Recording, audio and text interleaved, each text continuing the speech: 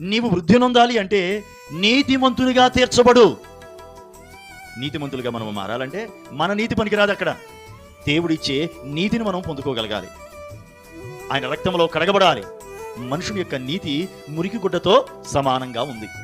రక్షణ లేక, దేవుని ఎరుగక ఈ లోకంలో జీవించేవారు ఎందరో ఉన్నారు. క్రిస్టియన్స్, నాన్ క్రిస్టియన్స్ కదా. క్రైస్తవేతరులైనటువంటి వారు చాలా మంది ఉన్నారు.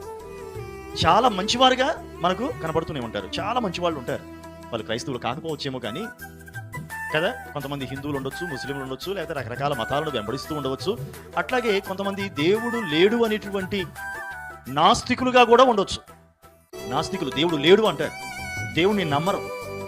కానీ అలాంటి వ్యక్తుల్లో కూడా చాలా మంచి వాళ్ళు ఉంటారు, నీతిగా ఉంటారు. కానీ దేవుని ఎదుట ఈ నీతి ఉందో చూసారా, ఇది మురికి గుడ్డతో సమానం. మనుషుని నీతి మురికి గుడ్డతో సమానం.